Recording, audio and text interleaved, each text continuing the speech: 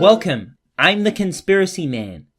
In this series, we'll be blowing the lid off many of the world's biggest conspiracies that the man doesn't want you to know about. Ever since the dawn of sport, athletes have been putting stuff inside themselves in order to enhance performance. But it's not just sport where you can be a drug cheat. I'm talking about art. Specifically drugs that garner a mental advantage. Mind-altering substances. These drugs can also have an impact in sports. Drug use in chess or the Chinese board game Go to improve performance is a scandal waiting to happen. Although it's probably the only way we can defeat the computers. In the old days, people used cannabis, opium, magic mushrooms, and even alcohol to do this. In modern times, further substances have been invented that also have this ability, such as ecstasy, amphetamines, and LSD. There are many examples of artists who have done incredible things while on these mind-altering substances.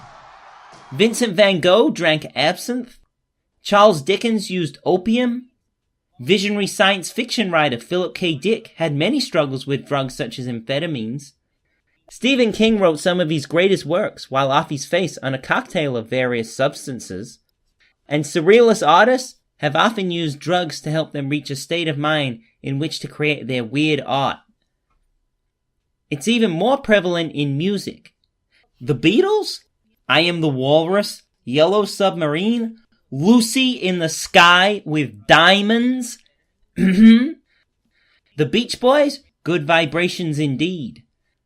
Actually, pretty much all music in the 60s and 70s was made under the influence, or using time travel plagiarism.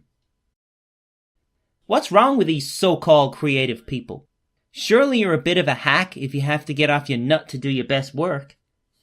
Though the performance-enhancing aspect is often a secondary motivation.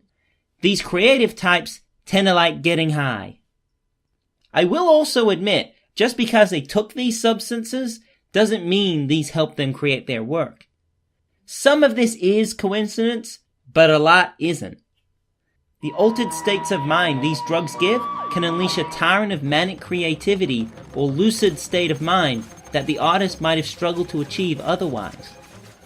There is real science backing this up. Experiments with LSD and its effect on creativity and mental performance were done back in the 60s, before it was made illegal in the US. In current times, there is a renewed push to use these drugs in the form of microdosing, taking small doses of psychedelic drugs to boost creativity and productivity.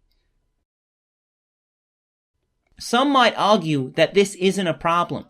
If people want to take drugs, well, that's up to them. But just like PEDs for sport, this is completely unfair. People are taking often illegal substances and gaining an advantage over their competitors. And as with other PEDs, these drugs come with many short and long-term health risks. Not just physical, but psychological too.